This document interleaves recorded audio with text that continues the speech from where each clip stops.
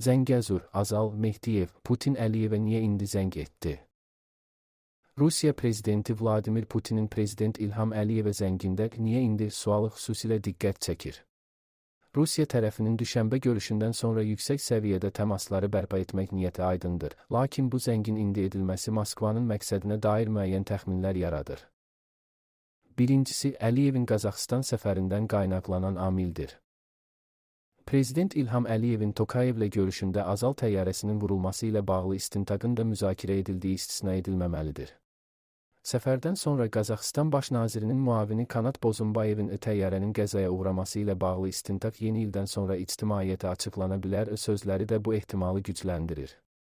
Düşənbə görüşündə Rusiya tərəfi Azərbaycanın tələblərini tam qəbul etsə də, Putin istintaqın nəticələrini izlədiklərini də bildirdi.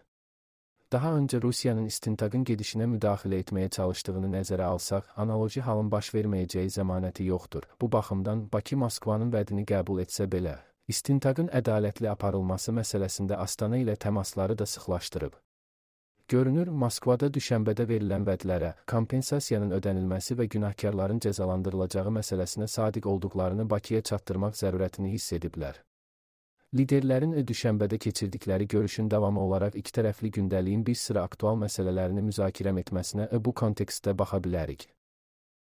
İkincisi, Rusiyanın Cənubi Qafqazda mövqelərini qorumaq ehtiyacı daha da aktuallaşıb. Putinin Əliyevə zəngi Trampla baş tutmayan görüşü və ABŞ-ın Rusiyaya qarşı enerji sanksiyaları fonunda reallaşır.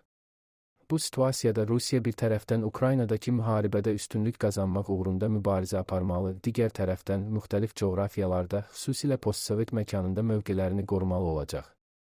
Cənubi Qafqaz ən önəməli region hesab oluna bilər. TRIP layihəsi ilə Zəngəzur dəhlizinə nəzarət imkanı əldə edən ABŞ regionda praktiki üstünlük imkanı qazanıb. Rusiya bu reallıq çərçivəsində regional kommunikasiyalarda yer almağı, xüsusilə Şimal-Cənubi nəqliyyat layihəsinin Cənubi Qafqaz keçidinin perspektivlərinə yarana biləcək riskləri aradan qaldırmağı prioritet istiqamət kimi seçir.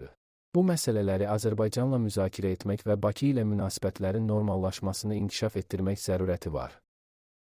Putinin zəngi prezident administrasiyasının keçmiş rəhbəri Ramiz Mehdiyevə qarşı dövlətə xəyanət ittihamı ilə açılan cinayət işi fonunda da qiymətləndirilə bilər. Bu müzakirələr Azərbaycan ictimaiyyətində onsuz da müsbət qarşılanmayan Rusiyaya qarşı əhval-ruhiyyəni 2 qat pisləşdirib. Putinin zəngində Mehdiyev məsələsi müzakirə mövzusu deyil, lakin Moskva Azərbaycanla ikitərəfli münasibətləri liderlər səviyyəsində gündəmə gətirməklə ictimai rəyə müsbət impulslar ötürmək gedişi edir.